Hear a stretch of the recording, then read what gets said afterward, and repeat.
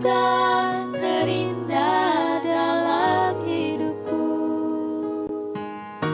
Kau sungguh berarti di setiap jalanku. Anugerahmu selalu mempesonaku. Yesus, kau terbaik. Yesus, kau termanis di dalam hidupku.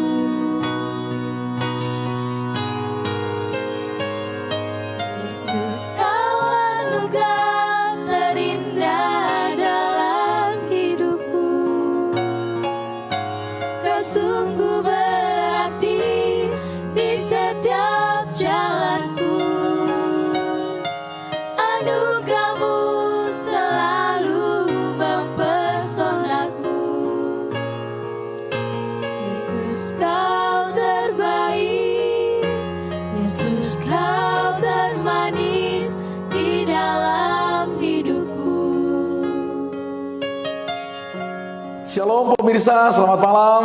Bertemu kembali di program Miracle di channel Majelis Daerah YPP Batu di Sumatera Bagian Selatan dan Sekolah Tinggi Teologi Ebenezer.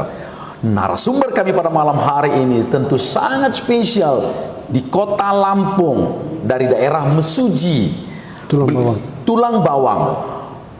Beliau seorang hamba Tuhan yang begitu konsentrasi, fokus untuk melayani saudara-saudara kita yang memiliki gangguan mental dan sakit jiwa.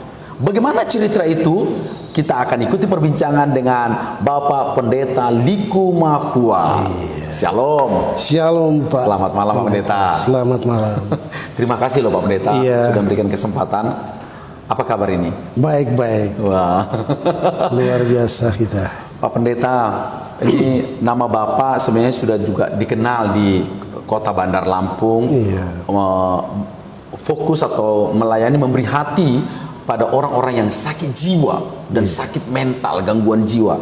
Ini bagaimana ceritanya kok sampai di titik pelayanan seperti ini? Iya, puji Tuhan. Sedikit kesaksian tentang pelayanan yang Tuhan percayakan bagi saya. Saya berikan nama pelayanan kasih. Oke, pelayanan kasih. Dengan hati, ya. Ya, amin. Nah, kami sebagai gembala sidang punya jemaat. Oke. Mayoritas jemaat kami petani. Oke. Iya. Jadi setiap minggu kadang-kala masuk, kadang-kala enggak. Kami tanyakan apa alasannya. Om repot.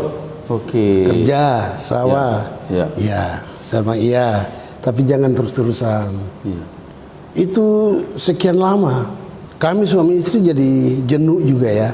Punya jemaat tapi kadang penuh gereja, kadang enggak. Oke.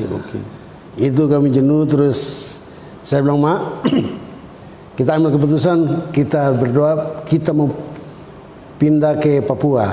Oke. Itu sudah rencana. Iya. 1 bulan lebih saya bilang, Mak, kita angkat kasur, semua taruh di gereja.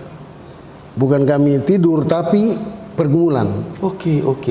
Dalam pergumulan itu saya minta berdoa buat Tuhan, saya ingat sekali perkataan saya.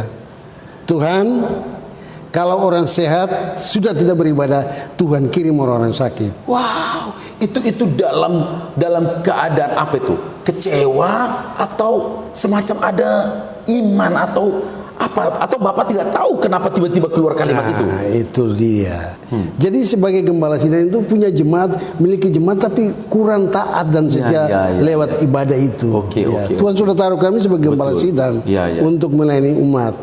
Tapi kadang seperti itu. Oke. Beda dengan di kota ya. Iya.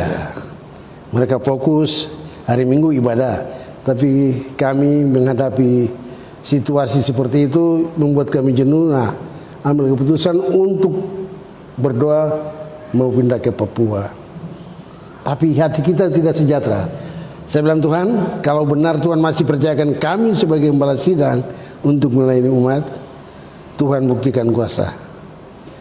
Dalam doa saya bilang, kalau orang sehat tidak mau beribadah, Tuhan kirim orang sakit. Dalam hal 1 bulan lebih, itu Tuhan jawab. Wow, maksudnya ada orang yang sakit? Orang sakit benar. Gangguan jiwa? Bukan, saya bilang Tuhan kirim orang yang sakit tubuh jasmani ini. Oke. Sudah dirawat dokter, dukun-dukun, tidak ada sembuh, Tuhan kirim mereka datang. Oke. Lantas ada orang yang datang. Saya sama istri sampai capek untuk melayani. Wah. Tapi mujizat kesembuhan Tuhan nyatakan terus. Oke. Khusus bagi suku pribumi. Oke. Nah, itu terjadi sekian lama. Saya rubah pola doa saya lagi. Tuhan, saya tidak puas dengan kesembuhan tubuh jasmani. Oke. Tuhan kirim orang gila. Nah, itu terjadi. Dikirim orang gila. Lewat dari depan gereja kami ambil. Orang gila. Iya. Padahal sebenarnya itu kan di daerah pertanian, Iya. bukan di perkotaan. Iya. Artinya bahwa di daerah itu kan bisa dihitung banyak orangnya berapa. Iya. Kok bisa tiba-tiba ada orang gila di situ gitu loh. Dan itu pun Tuhan jawab. Dan saya terus fokus, Tuhan nyatakan mujizat. Oke, nah boleh cerita orang gangguan jiwa yang pertama yang Bapak tadi lewat itu gimana ceritanya? Oh, itu salah satu seorang perempuan orang Bali. Oke. Menikah terus mungkin nggak punya anak, suaminya tidak peduli lagi, bukan? Nah, dia di situ stres berpuluhan tahun. Wow. Jadi tiba-tiba saya sama istri naik motor sore-sore pergi ke saudara angkat kita orang Lampung. Pulang dari situ ketemu orangnya. Oke. Itu lagi musim kemarau. Oke. Jadi dia lagi bakar-bakar rumput di kebun rambutan. Saya bilang, aduh, ini jangan sampai kebakaran orang punya kebun. Saya stop motor, saya datangi, mah ini orang gila. Coba itu transparan, jadi cuma pakai atas, bawah nih. Wah, oke. Terus istri saya bilang, gimana? Ya sudah kita usaha ambil. Wow. Nah, saya panggil, ayo Mbak sini. Dia datang, dia naik motor. Istri saya bilang, buat istri saya, madu di belakang, taruh dia di tengah. Wow. Jadi dia peluk saya dengan, ya. Begitulah, open bar dia. Ya udah saya bawa motor sampai di rumah. Saya bilang, ayo turun Mbak. Turun langsung istri saya mandi bersih dia. Nah, terus dia tinggal dengan dia. Sudah bagus sekali. Ya. Ya puji Tuhan. Nah, dari situ terus ada satu anak muda. Dari waktu diambil hingga agak sedikit lebih waras lah mungkin ya. Itu berapa lama? 1 bulan ya. 1 bulan Bapak dan Ibu merawatnya. Iya. Memandikan, ngasih makan dan semuanya. 1 bulan dia mulai berubah. Ya, yang merubah itu kuasa Tuhan ya. Amin, lewat amin. doa. Berikutnya. Nah, berikutnya ada satu ibu sama anaknya. Suaminya udah seperti kurang peduli karena itu anaknya kalau saya lihat idiot. Nah, datang kami layani lagi, tinggal dengan kami. Oke. Iya. Jadi perubahan itu Allah terus nyatakan dan banyak orang cari kami.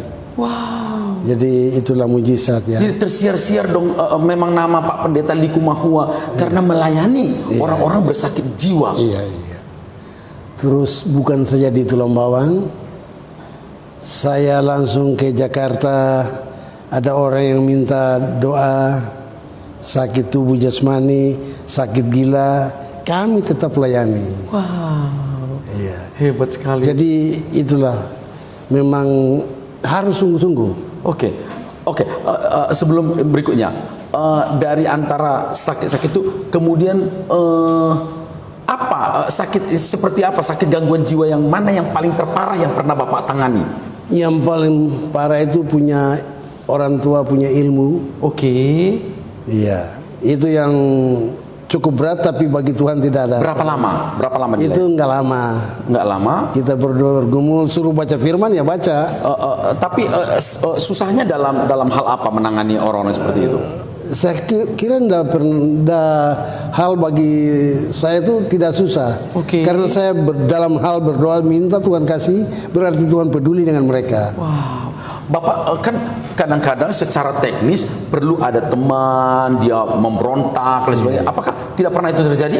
Ada, tapi tidak Tidak membahayakan. Saya bilang dia gila galak benar. Oke. Iya. Tapi dalam nama Yesus diam ya diam. Nah itu yang jadi pertolongan Tuhan bagi saya bilang ini mujizat. Wow. Nah, bukan saya di sini, tapi di Jambi saya dengan istri jalan ambil di jalan-jalan. Bapak pergi ke Jambi untuk mengambil orang sakit jiwa. Iya. Terus Bapak bawa ke gereja. Bapak bawa ke gereja. Tulang Bawang Lampung. Tidak di Jambi. Oh di Jambi. Oke. Nah itu geger juga ya. Iya. Orang yang sudah puluhan tahun di kota Jambi, ya lampu merah, Palmera tuh. Oke. Ya mau masuk kota Jambi di situ. Udah puluhan tahun. Oke. Kata orang 20 tahun lebih di situ. Oke. Orang Batak. Marganya. Oke. Itu dia stres gara-gara dia diusir dari Aceh. Oke. Kata dia punya kebun sawit. Oke. Baru mulai mau hasil, ada masalah diusir. Oke. Ya di situ stres. Saya ambil. Datang pertama saya sendiri dengan hamba Tuhan. Oh dia lawan, tidak mau. Saya datang, saya rangkul dia. Okay. Walaupun di gubuk dia itu ada satu wajan yang gede penuh air. Kiri kanan itu kotoran dia sendiri. Aduh. Ya saya masuk, saya bilang, "Horas, Pak." Horas. Nah, terus salam dulu. Nah, ayo kita martamiang ya. Iya. Hamba Tuhan yang sudah tahu orangnya itu, mereka tidak mau dekat dengan dia. Mereka lihat saya bereaksi saja. Tapi itulah mujizat. Saya panggil dia, woi rambutnya gimbal semua. Iya itu atas pakaian di bawah telanjang. Saya panggil dia, saya rangkul baunya, tapi Tuhan taruh di hati saya tidak pernah mau. Rasa tidak. Iya. Itu satu kekuatan yang diberikan Tuhan ya. Saya ambil, udah makan belum? Belum. Teman-teman kita pendeta sudah beli rokok, saya suruh bawa gunting sama baju. Oke. Supaya kalau dia ikut kita langsung mandi dia ganti baju. Enggak, dia bilang enggak. Saya tinggal sini, saya punya rumah ini. Saya bilang iya, tunggu ya. Waktu itu bulan 7.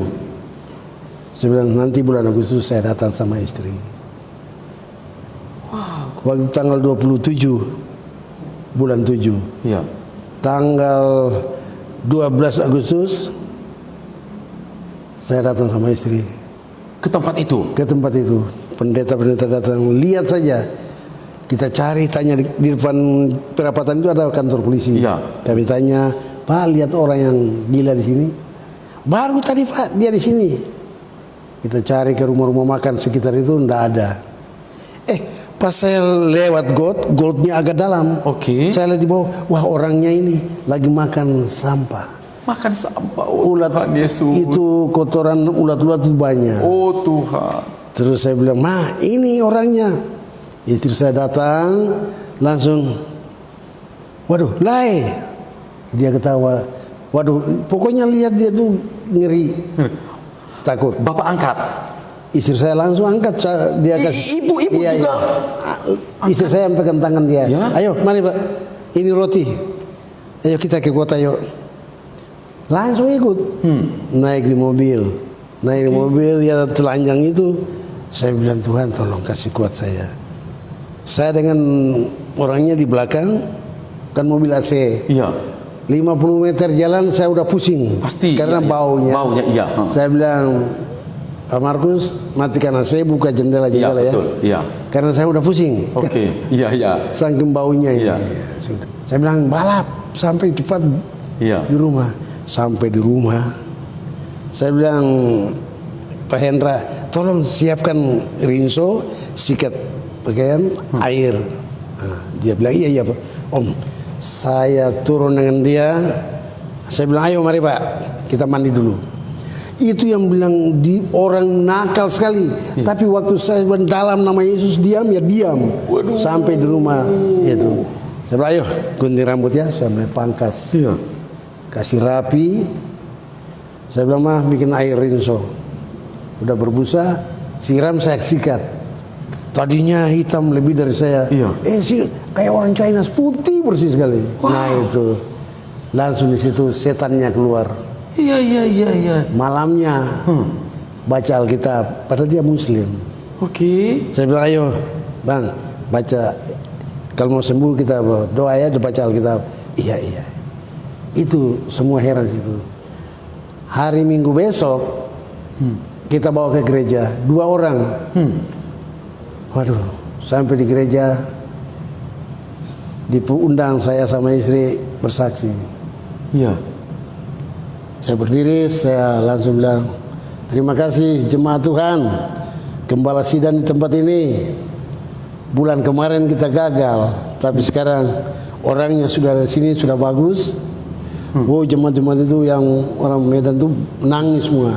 Waduh. Karena lihat ini si orang gila ini sudah bisa berpakaian rapi. Iya, rapi. Dan dia mau ikut ibadah. Mau ikut ibadah.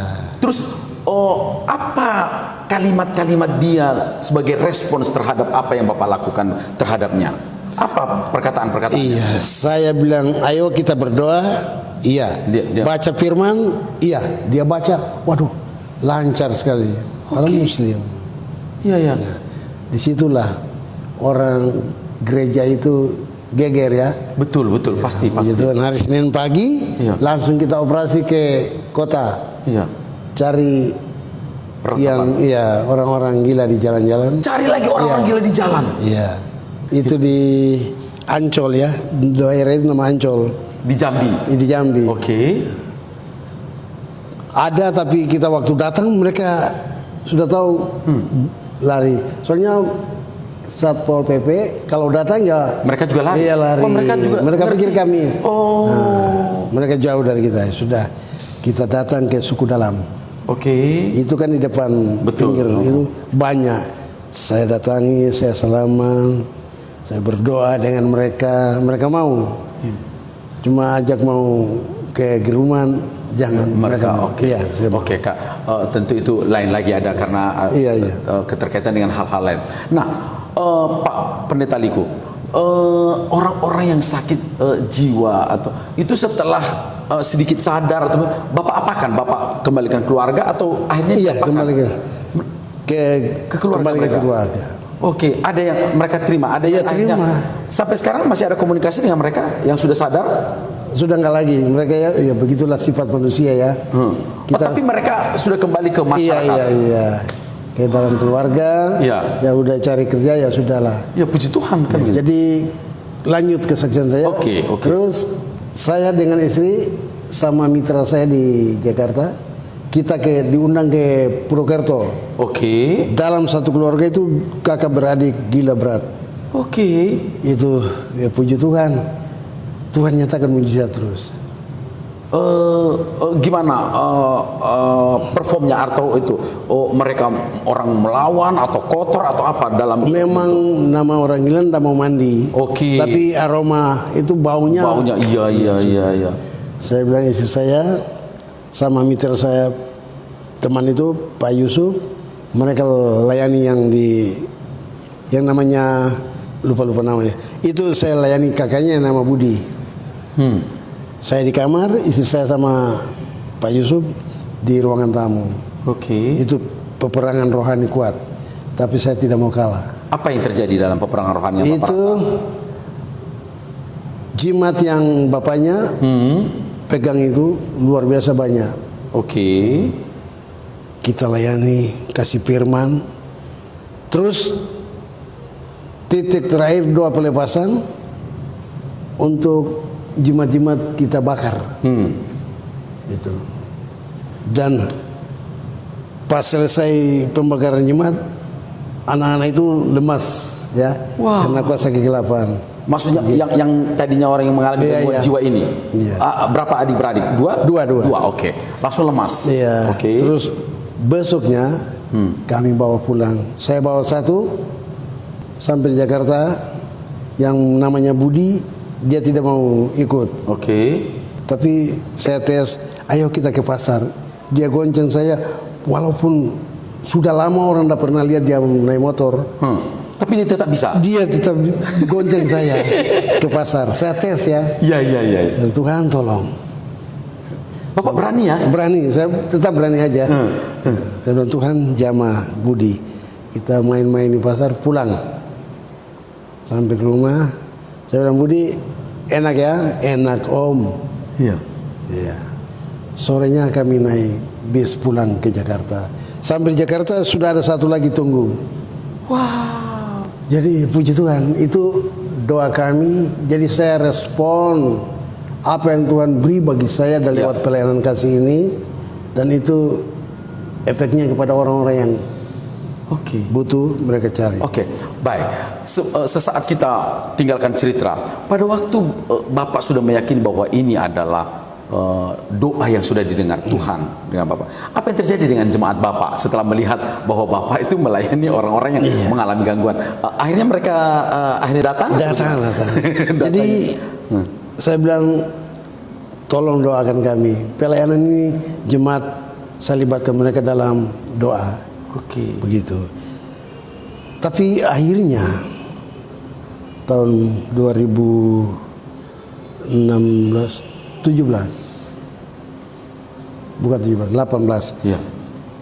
ada marga itu rumah penampungan itu banyak pasien. Bapak di Tulang Bawang. Iya, di Tulang Bawang. Ada banyak orang yang datang. Iya. Boleh tahu jumlahnya? Tinggal di ada hampir 30. 30 orang Iya. bersakit gangguan. Iya, gangguan. Itu Bapak buat ruangan atau bagaimana? Iya, saya buat kamar. Satu kamar ada 2 orang, ada 3 orang. Kamar mandi biasanya di dalam semua. Jadi ibu ini jemaatnya orangnya bergereja di GPDI juga, di Mesuji. Ibunya telepon saya. Nah, gembala sidang tolong, dia bilang tolong telepon Paliku, bisa atau tidak. Nah, waktu dia telepon saya bilang, Bu, saya lagi mau ke Karang, tunggu dulu, dan ini tidak ada ruangan, tidak ada tempat tidur. Semua tergeletak, buka kasur di lantai. Kamar penuh. Aduh, anak ini baik saja. Saya bilang iya, soal baik-baik, tapi ini tempatnya enggak ada. Waktu saya di Karang, dia telepon istri saya. Istri saya bilang, ya kalau mau bawa aja, bawalah. Bawa tanggal 16 Agustus. Tanggal 18 masalah. Apa masalahnya? Dia ngamuk. Sampai naik ke rumah penampungan itu tinggi, tidak ada pakai tangga, tapi dia bisa naik di atas. Waduh, ada ilmu berarti ya? Enggak tahu saya. Pakai selalu datang Spiderman. Nah, iya, Spiderman. Saya bilang, Doli, namanya Doli, turun. Enggak, hari ini saya akan bunuh orang. Waduh, itu tanggal 18 Agustus masih rame-rame di kampung. Ya, acara Agustusan kan? Di pasar itu rame, pas jam 12. Saya bilang, ayo turun cepat. Dia turun di teras, langsung dia lompat ke tanah. Jadi lututnya ini kenal, ini langsung darah. Saya pikir aduh patah kali. Enggak, langsung dia kabur. Waduh, kita kejar, ambil dia, bawa ke rumah, di rantai. Ikat dengan tempat tidur. Waduh, dia kabur. Ganggu semua orang. Putus itu rantai. Dia ambil golok. Langsung dia kejar anak-anak saya waktu itu. Akhirnya saya dibacok ini. 16 jahitan di kepala ini. Bapak dibacok. 3 kali, 2 kali di atas pundak. Terakhir di sini langsung darahnya. Bawa ke rumah sakit. Semalam saya di rumah sakit. Saya bilang, Ibu, Bapak, saya udah bilang jangan bawa dulu. Tapi Ibu mau bawa aja ya. Akhirnya saya mengalami seperti ini. Waktu keadaan seperti itu, apakah Bapak pernah ada menyesal? Tidak menyesal. Tidak. Tetap semangat. Iya, tetap semangat. Itulah. Lantas Ibu ngomong apa waktu Bapak jadi korban begitu diparang begitu katanya? Itu apa kata Ibu? Dan berdoa aja, doa untuk kesembuhannya. Masyarakat sudah bilang pasti Paliku lewat, karena wajah saya tidak kelihatan lagi, darahnya semua. Habis di kepala ya. Jadi ya udah, bawa ke rumah sakit saya. Mereka bilang, Om, tidak usah bayar rumah sakit lagi, nanti kami. Ya iya, sudah begini baru menyesal terlambat. Tapi kalau Iya, ikut iya. saya jangan dulu ya jangan. Tapi ya sudah, ya itulah. Pak Pendeta, itu yang 30 itu siapa yang kasih makan? Ya, kalau soal makan, ada yang keluarga yang minta bawa kami terima. Kasihan. Mereka kasih Iya, untuk iya. bulanan mereka. Untuk bulanan, iya. Tapi sekedar aja ya. Betul, sekedar. betul. Selain itu kita berdoa. Amin. Jadi- amin. Satu yang gila nakal benar di Bakahuni itu sembuh. Saya sama istri pulang ke Ambon hampir 1 bulan, dia jaga pasien sendiri. Dia jaga pasien Iya. pasien yang lain. Iya. Kami pulang semua ada dengan baik. Lantas Itu dia sembuh. waktu Bapak pergi itu sebulan itu emang pasien-pasien itu nggak pada lari? Enggak pernah lari. Padahal ruangan kita tuh, pekarangan kita blong, enggak ada pagar. Pak Pendeta, Bapak kan layani orang itu. Masyarakat apa tidak terganggu, Pak? Tidak, mereka respon kami. Masyarakat di Bupati, camat, kepolisian semua respon kami. sana- wow. Kami bilang, Paliku bikin proposal, ajukan ke sosial Iya. untuk bantuan. Oke. Saya bilang iya nanti. Sampai sekarang saya tidak pernah. Bapak beriman. Iya beriman. Hebat sekali Pak Liku, luar biasa. Jadi itulah cara Tuhan ya. Saya di Ambon saya doakan orang sakit. Iya. Ya. Pak Liku. Hampir 1 bulan. Luar biasa. Dari semua pengalaman itu, orang gila sembuh, ada juga mungkin masih tetap bertahan. Apa yang Bapak rasakan dari pelayanan ini? Memang saya rasakan itu, saya mensyukuri doa saya Tuhan jawab. Dan tiap hari santai dengan mereka aja. Enggak ada terlalu. Dengan pasien-pasien ini. Iya sakit, kalau kabur kami cari. Ada sering-sering kabur juga ya? 1,5 bulan cari dapat. Waduh, Itu orang Batu Raja. waduh Pak Liku, luar biasa. Sudah Tuhan taruh ya. Itu seberapa besar kasih Bapak untuk pasien-pasien itu? Ya karena saya sudah dengan istri sudah curahkan hidup kami untuk pelayanan ini, Tuhanlah yang mampukan kami. Dan itu jadi saksi bagi ada anak Tuhan tugas di Polda, dia dengar kesaksian, terus dia pergi berkunjung ke tempat kami. Oke. Itu masih waktu itu dia pangkatnya AKP. Oke, saya kenal. Terus dia bilang, Paliku bantu doa, saya mau ikut tes pendidikan lagi. Setiap acara Natal saya undang dia bawa rombongan dari Polda sampai 4 mobil. Polisi semua. Iya. Nah, jadi daerah itu geger. Iya, kan, jadi Paliku kok bisa mendatangkan Polda, begini iya, gitu ya. iya. Jadi masyarakat di sana semua akhirnya Takut lah. mendukung Sekali, semua iya. program ini. Iya. Apakah atau ada 1-2 Pak Liku itu kan orang tanda kutip orang gila, kami takut di sini, mana tahu mereka seperti tadi yang bernama Doli itu. Apa pernah ada orang berkata begitu? Tidak. Oke. Dan memang mereka sangat menghargai. Oke. Iya. Dan itu saya diundang layani di Polda, kasih kesaksian saja. Iya. Dengan foto-foto yang itu Iya. baru mereka lihat, waduh, luar biasa. Nah akhirnya si Pak Denny dia ikut pendidikan, naik pangkat Iya. AKBP. Iya. Sekarang dia udah jadi Kapolres di Pulau Ambon. Iya. Di tempat Pak Andreas, Pak Denny Andreas. Iya.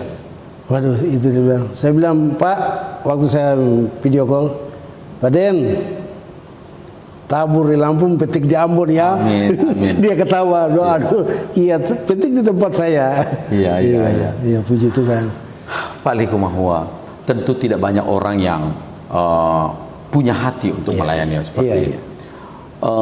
Pada waktu apa Bapak mulai mengalami ada mungkin sedikit pengen mundur, atau adakah rasa seperti itu ketika mengalami banyak tantangan dan pergumulan? Adakah sedikit sudahlah atau sudah cukup? Apakah ada pernah seperti itu? Tidak.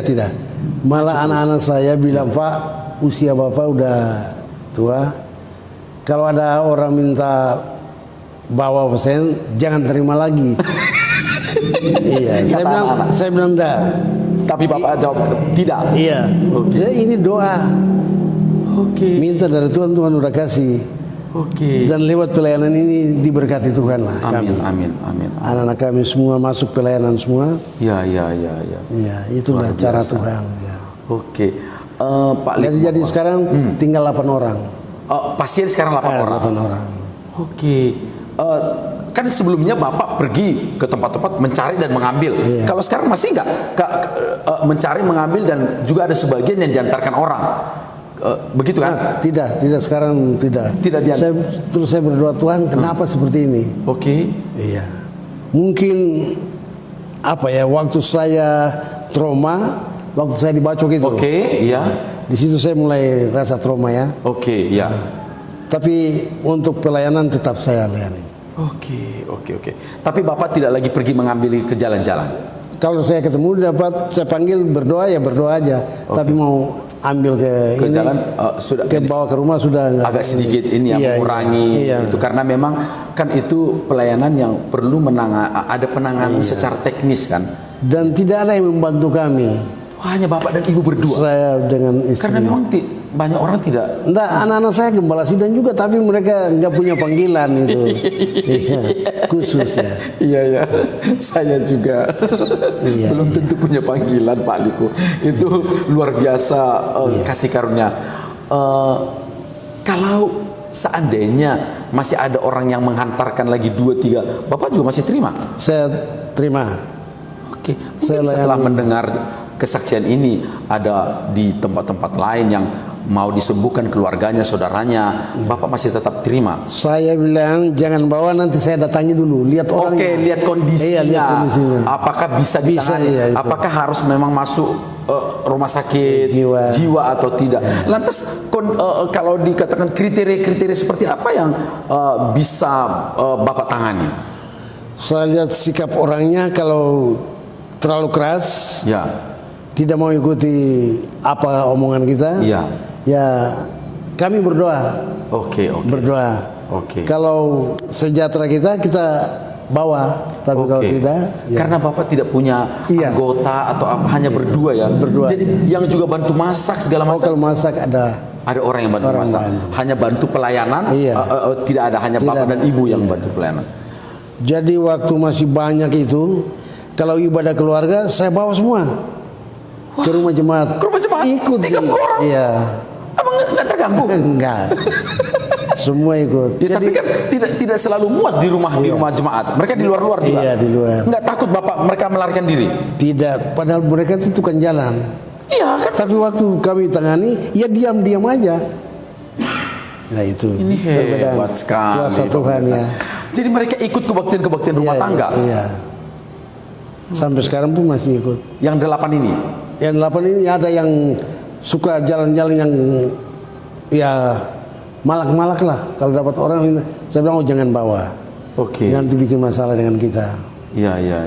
Yang ikut ada sekarang 4 sudah bisa ikut. Ikut. Tapi ini menunggu waktu untuk bisa mereka kembali ke keluarganya. Iya, tunggu waktu aja. Yang sembuh total? Yang sembuh total memang mereka udah kerja. Sudah kerja. Iya. Hebat sekali.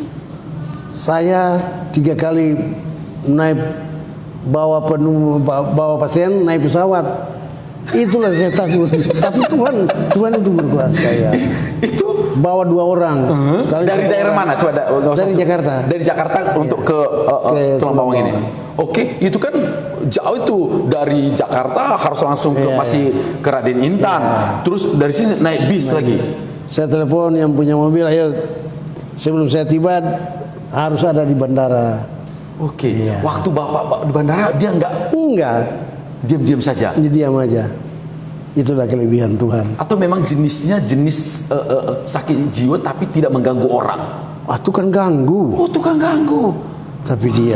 Tapi diam karena kuasa Tuhan. Iya. Wow, Pak Liku itu kalau ditanya orang itu seberapa sering Bapak benar-benar menyaksikan bahwa ada orang yang begitu galak, begitu gila, tapi Tuhan diamkan. Itu Bapak banyak mengalami seperti itu? Begini, saya berdoa, saya bilang, Tuhan, taruh di perkataan saya yang mengandung kuasa untuk taklukkan segala kuasa kegelapan. Oke. Itu doa pertama. Ada otoritas Allah. Amin, amin. Ya, itu yang saya kagumi kuasa Tuhan itu. Luar biasa, Tuhan Yesus. Jadi hebat sekali. mereka diam. Iya, Nah itulah kelebihan Tuhan. luar biasa. Mujizat ya. Pak, Iya. Pak Liku, dari antar semua pelayanan itu, hal apa atau cerita apa selain tadi trauma tadi yang juga membuat Bapak jengkel? Kan masa lihat orang sebenarnya tidak boleh sebut nama orang gila ya, tapi orang gangguan jiwa itu, apa Bapak tidak pernah jengkel, marah begitu dengan? Ada. Apa Ada hal apa yang membuat Bapak buat jengkel? saya tuh kesal. Saya pernah pukul. Pernah juga Bapak Iya, pukul ya? Iya. Tapi saya pukul dalam nama Yesus, diam. Nah itu. Kenapa? Karena apa? Ya karena ya suka ngomong sendiri. Biasa orang. Tapi kan kalau ngomong sendiri kan tidak mengganggu. Tidak mengganggu, tapi yang orang yang lewat depan gereja kan dia lihat, wah anak buah peliku, begitu. Dia gangguin, dia suara-suara ribut begitu. Tapi kalau sampai saya udah tegur, diam. Hal apa lagi yang membuat Bapak wah darah tinggi gitu ya? Apa lagi yang membuat Bapak melihat keadaan begitu? Kalau saya lihat seperti itu, saya bilang, oh ini memang Tuhan uji kami, bisa bertahan lagi atau tidak untuk menghadapi pelayanan ini. Bapak justru mengambil waktu berdoa. Gitu ya. Jadi itu baik Hindu, Buddha, Muslim, semua ada. Saya bilang buat orang tua, kalau bawa anak sini kami layani, kami punya peraturan harus ikut. Oh iya silakan. Silakan, pasti namanya keluarga begitu pasti diserahkan mau semuanya. Sembuh kan? Iya mau sembuh. Ya itu tidak ada atas nama agama itu, tetapi tidak kasih ada. Tuhan Yesus. Saya melayani kasih, pelayanan kasih. Ini umum. Bayangkan dari rumah sakit jiwa bawa ke saya, rumah sakit Metro bawa ke saya. Itulah. Justru di sana tidak. Kenapa dibawa? Tidak mampu menangani atau bagaimana? Kalau di rumah sakit Metro itu kan untuk pasien sakit, bukan rumah sakit jiwa. Oke. Jadi ada ya tetangga yang inilah mereka hubungi kami. Ayo bawa aja, bawa. Aduh, luar biasa. Jadi Pak. itulah cara Tuhan ya. Pernahkah ada orang yang mengantarkan anaknya tapi terus tidak ditinggalkan biaya? Tidak ada. Ada, tapi beberapa orang aja. Iya. Nah, satu marga. Oke. Itu orangnya pintar banget. Iya. Pengacara dia. Oke, ini marga-marga. Pengacara. Iya. Dia tugas di Dumai. Oke. Pekanbaru. Nah, dia punya masalah. Sampai preman-preman pukul dia. Mereka pikir udah meninggal ya. Oke. Karena dia stres. Iya. Mereka buang di sawah. Oke. Jadi keluarganya cari, ketemu di dalam sawah, pikir sudah meninggal. Oke. Masih hidup. Mereka angkat tangan ini, mereka putar, jadi tulangnya melecot. Waduh. Ya, wajah-wajahnya bengkak. Terus pendeta Tarigan hubungi saya. Paliku, ada apa? Makmur. Ini saudara saya lagi gangguan ini. Bisa terima apa enggak? Ya bawa aja. Bawa. 4 bulan sembuh total. Dia minta saya, Om saya mau sekolah Alkitab. Yang benar? Iya. Sekolah Alkitab? Sekolah Alkitab di Palembang. Selesai tingkat 1 dia saya tarik untuk tangani teman-teman yang sekarang dia udah kembali ke Dumai kerja ikut profesinya yang semula. Oke. Iya. Total. Remote, iya total sudah masuk kembali sebagai profesi pengacara kan. Wow, hebat sekali. Oke, Pak Liku Mahwa, luar biasa kesaksian ini. Saya pikir kasih Tuhanlah yang mendasari Bapak dan kuasa Tuhan memampukan Bapak. Seperti Bapak katakan tadi, Bapak rela memandikan dengan baunya, aromanya yang itu kadang-kadang Bapak diberi kekuatan begitu ya. Kalau ibu, mana kira-kira kadang-kadang yang lebih kuat mentalnya, bapak atau ibu? Kalau berdua sama. Karena sama-sama. kita dua berdoa sama-sama. Tim yang kuat ya. Kita dua pegang tangan. Dalam doa kita minta dari Tuhan. Jadi Tuhan kasih kuasa bagi kita dua bersama. Jadi kalau saya agak lihat pasiennya agak ini, saya kasihan. Tapi itu saya harus tegas. Supaya taklukkan mereka punya roh itu.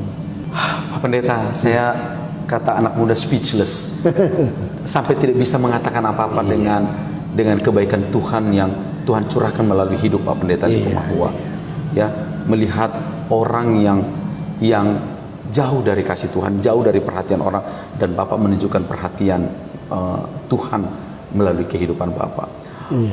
Bolehkah Bapak ngomong sesuatu kepada banyak orang untuk atas pelayanan ini, untuk mengasihi jiwa-jiwa, atau apalah yang dari isi hati Bapak yang bisa Bapak sampaikan untuk pelayanan ini? Yang saya punya doa sampai saat ini Tuhan belum jawab. Saya rindu supaya pekarangan saya itu dipagar. Supaya mereka tidak bisa lari-lari. Tidak bisa. Itu yang menjadi kerinduan dan pergumulan. Pemirsa dimanapun Anda berada, nobody knows, tidak ada yang tahu. Kita hanya menyampaikan, dan Pak Liku Mahua hanya menyampaikan itu, dan tentu itu bukan untuk Pak Liku Mahua, tetapi untuk menjaga ada orang-orang yang juga dicintai Tuhan, sehingga mereka tidak lari sembarangan dan lain sebagainya. Kiranya ada orang yang mendengarkan cerita kita ini. Saya yakin kalau Tuhan sudah membuka, tidak ada satupun yang menutup. Sebagaimana Tuhan menyatakan kasih-Nya, Tuhan mampu melakukan. Amin. Terima kasih.